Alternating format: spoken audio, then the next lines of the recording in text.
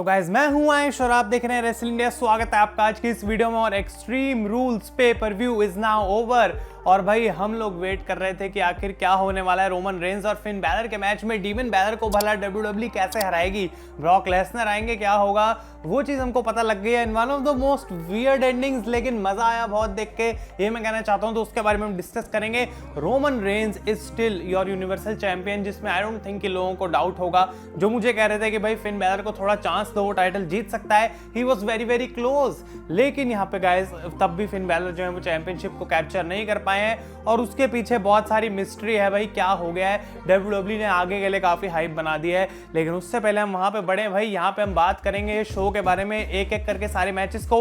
And I think आज का जो ओवरऑल शो था रेसलिंग वाइज, उसने काफी अच्छी क्वालिटी डिलीवर करी और सारे मैचेस मुझे देखने में मजा आया। एक मैच जो मैंने नहीं देखा वो था प्री शो का मैच, जैसा कि मैंने प्रेडिक्शंस वीडियो में बोला, जहां पे लिव मॉर्गन ने हरा दिया गाइस कार्मेला को। तो उसमें मेरे को कोई यहाँ पे डाउट था नहीं। लेकिन जो मेन शो का फर्स्ट मैच स्टार्ट हुआ वो एक ऐसा मैच था जो ऑफिशियली अनाउंस नहीं करा था जब मैं सोया, लेकिन जब मैं उठा तो ये फर्स्ट मैच था। And it was New Day against Bobby Lashley, AJ Styles and Omos in a 6-man tag team match. और ओपनर के हिसाब से काफी अच्छा मैच था, जबकि मंडे नाइट रॉ जैसा मैच था ऑब्वियसली। लेकिन यहाँ पे मैं कहना चाहता हूँ कि एक अच्छा रेसलिंग मैच, लोग काफी ज्यादा एक्साइटेड थे इसको देखने में, फास्ट पेस भी चल रहा था। एजे स्टाइल्स ने एक बार फिर से काफी बढ़िया यहाँ पे परफॉर्मेंस दी है। और एंड में हमें देखने को मिलता है कि बॉबी लैशली और एजे स्टाइल्स के बीच में आपस में नहीं बन रही होती। तो बॉबी लैशली को लग रहा था कि भाई स्पीयर लगा के मैं जो है हरा दूंगा यहाँ पे बिग ई को, लेकिन एजे स्टाइल्स खुद को टैग इन कर लेते हैं। और जब एजे स्टाइल्स फिनोमिनल फोरम के लिए जा रहे होते हैं तो यहाँ पे बॉबी लैशली वापस खुद को टैग कर लेते हैं। इनके बीच में काफी कंफ्यूजन क्रिएट हो गई थी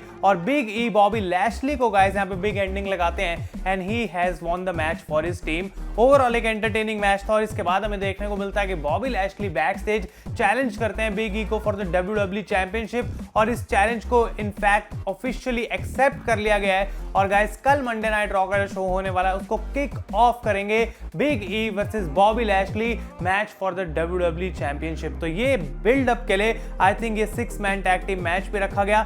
और अच्छी बात है कि WWE out of nowhere title match book नहीं कर रही है। उनके पास कोई स्टोरी थी बताने के लिए, कोई रीजन था इस मैच को करने के लिए। तो definitely this was a good opener और WWE चैंपियनशिप मैच इससे निकल के आया, तो कुछ खास कंप्लेंट यहाँ पे हम कर नहीं सकते हैं। इसके बाद गाइज ऊसोस का मैच होता है स्ट्रीट प्रॉफिट्स के साथ for the SmackDown tag team titles. Another awesome match. मुझे लगता है कि इन दोनों टीम्स की आपस में केमिस्ट्री इतनी अच्छी है कि भाई जितनी बार भी ये लड़ने मजा आता है इस मैच को देखने में। फास्ट पेस मैच था। Tag team wrestling is obviously one of the best types of wrestling in history. और यहाँ पे हम बात कर रहे हैं दो ऐसी टीम्स की जो कि काफी एथलेटिक हैं और जो कि हाई फ्लाइंग मूव्स भी काफी बढ़िया तरीके से कर लेती हैं। तो ये सारे एलिमेंट्स उन्होंने इस मैच के अंदर डाले। और जैसा मैंने प्रेडिक्शंस में बोला था, आई डोंट थिंक यहाँ पे कोई लॉजिक था टाइटल चेंज करने का, और WWE ने वैसा करा भी नहीं है। तो उसोस ने एंड में गाइस डबल जो है अपनी फ्रॉग स्प्लैश लगाई on Montez Ford and they have retained their SmackDown tag team titles. इसके बाद हम बात करते हैं for the Raw women's championship. तो शार्लेट फ्लेयर का मैच हुआ अलेक्सा ब्लिस के साथ। और यहाँ पे जबकि मैच के लिए मैं उतना इंटरेस्टेड नहीं था, आई थिंक रेसलिंग वाइज ये मैच भी सही था, इतना बोरिंग नहीं लगा मुझे एक पॉइंट पे कि भाई आखिर मैं क्या देख रहा हूँ। कुछ मोमेंट्स थी जहाँ पे मैच स्लो हो गया था, ड्रैग हो रहा था, लेकिन उसके अलावा कुछ ज़्यादा मेरे पास यहाँ पे उल्टा बोलने के लिए है नहीं, क्योंकि मैंने इस मैच को भी ठीक ठाक एंजॉय करा। यहाँ पे मैंने बोला था कि WWE के पास एक मौका होगा टाइटल चेंज करने का, शायद अलेक्सा के इस गिमिक को वो एक बार टाइटल दे सकते हैं, लेकिन गाइस ऐसा उन्होंने नहीं करा। And Charlotte Flair has retained her title after hitting the natural selection on Alexa bliss.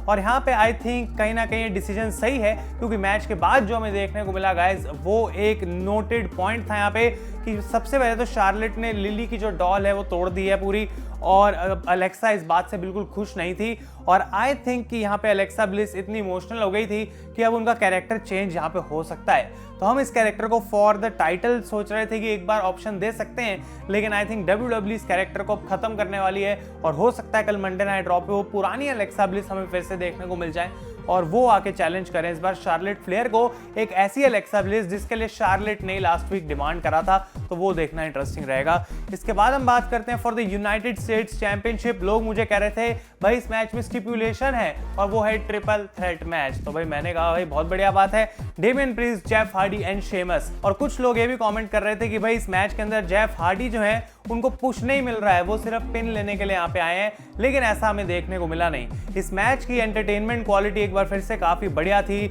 जब ट्रिपल थ्रेट होता है तो तीनों सुपरस्टार्स को मोमेंटम मिलने का मौका मिलता है, जो कि चीज मैच को इंटरेस्टिंग बनाती है। आई थिंक जेफ हार्डी की बुकिंग काफी अच्छी थी इस मैच में, उनको बहुत सारे बड़े मोमेंट्स दिए गए, वो क्लोज भी आए थे एक दो बारी, लेकिन ऑब्वियसली मुझे लग रहा था कि शायद WWE को शॉक पुल कर सकती है, लेकिन डेमियन प्रीस्ट को टाइटल हराने का भी कोई लॉजिक बनता नहीं था। तो यहाँ पे हमें एंडिंग काफी इंटरेस्टिंग देखने को मिलती है कि शेमस ब्रोक किक लगाते हैं जेफ हार्डी को, उनको लगता है कि भाई मैं मैच जीत गया हूं। जेफ हार्डी रिंग के बाहर गिर जाते हैं और डेमियन प्रीस्ट पीछे से शेमस को रोल अप कर लेते हैं फॉर द विन।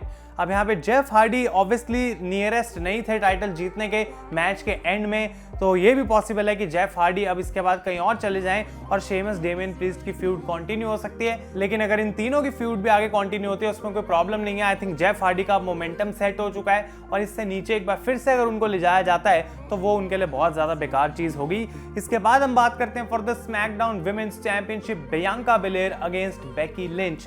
और मैं कहना चाहता हूं कि इस मैच ने भी भाई एक बार फिर से बहुत बढ़िया डिलीवर करा। लास्ट टाइम तो 26 सेकंड का मैच था तो कुछ खास देखने को मिला नहीं, लेकिन इस बार इन दोनों ने अपने ट्रू कलर्स दिखाए कि बेकी और बियांका की भी जो केमिस्ट्री है रिंग के अंदर भाई वो काफी बढ़िया है and they can produce a good wrestling match. और यहाँ पे भी थोड़ा बहुत मैं सोच रहा था कि क्या होगा, क्योंकि जहां तक टाइटल चेंज की बात है मुझे नहीं लग रहा था कि ऐसा कुछ होगा।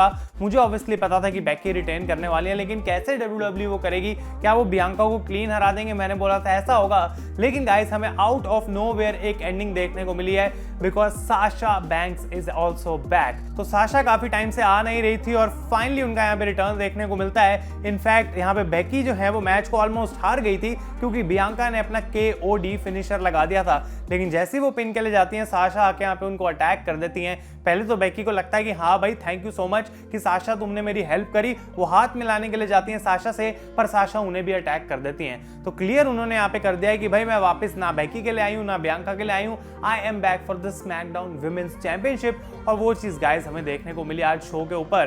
तो यहाँ तक जो शो था वो अच्छा था।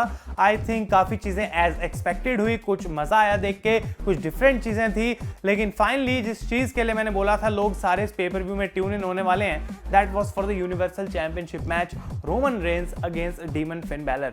अब भाई यहाँ पे बात यही थी कि मैच की एंडिंग कैसे होगी और सारे लोग उसी चीज में बहुत ज्यादा इंटरेस्टेड भी थे। और मैं कहना चाहता हूँ कि पहली बात रेसलिंग वाइज ये मैच काफी अच्छा था। पूरे शो पे सिर्फ यही मैच था जो कि एक्सट्रीम रूल स्टिपुलेशन के साथ था। तो यहाँ पे रोमन रेंस भी टेबल के थ्रू गिरे, फिन बैलर भी टेबल के थ्रू गिरे, एंटरटेनिंग मैच चल रहा था, वेपन्स का यूज करा जा रहा था, स्टील चेयर्स थी। लेकिन इस पूरी कियोस्क के बाद जो इनका मैच कमाल का चल रहा था, हमें एक मोमेंट देखने को मिलती है जहां पे बैलर को काफी कमाल का अपर हैंड मिल जाता है। वो कूड़ा करा लगा देते हैं रोमन रेंस के ऊपर। क्राउड बिल्कुल पागल हो रहा था कि हाँ भाई यहाँ पे फिन बैलर जो है वो मैच को जीत सकता है और वो पिन के लिए जाते हैं उन रोमन रेंस। लेकिन ऑब्वियसली ऊसोस आ जाते हैं और लोग बू करने लग गए कि भाई आखिर क्यों तुमने छीन लिया फिन बैलर से। तो फिन बैलर एक बार फिर से प्रॉब्लम में थे, ऊसोस उनको अटैक करना स्टार्ट करते हैं, लेकिन किसी तरीके से यहाँ पे फिन बैलर जो है वो फाइट बैक करते हैं, ऊसोस को उठा के फेंक देते हैं। लेकिन रोमन रेंस आते हैं आउट ऑफ नोवेयर और बैरिकेड के थ्रू जो है स्पीयर लगा देते हैं यहाँ पे भाई फिन बैलर को।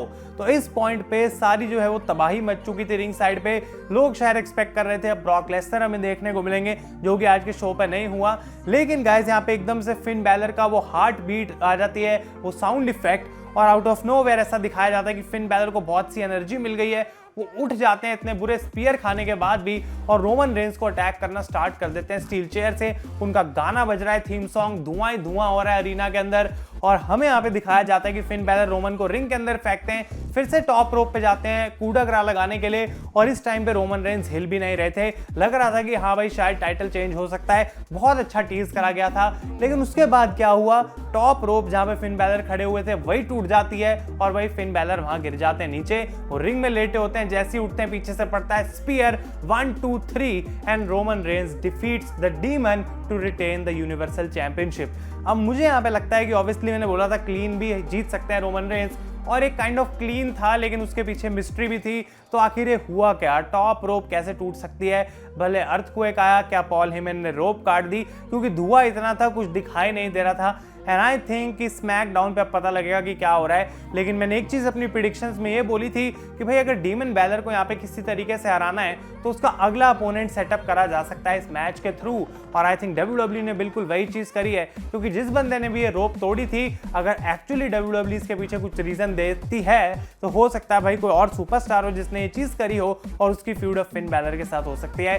लेकिन at the end of the day we still know who is the universal champion and his name is Roman Reigns, the tribal chief, the head of the table. एक और संडे, जैसे कि PAT McAfee ने बोला, एक और pay per view खत्म हुआ और एक बार फिर से Roman Reigns walks out of the building as the universal champion. तो गाइस ये था आपका एक्सट्रीम रूल्स का रिव्यू। अगर वीडियो पसंद आए तो डेफिनेटली लाइक करें और अपने ओपिनियन शो के बारे में मुझे कमेंट्स में बताएं। तब तक के लिए thank you so much for watching. मैं हूं आयुष और आप देख रहे हैं रेसल इंडिया।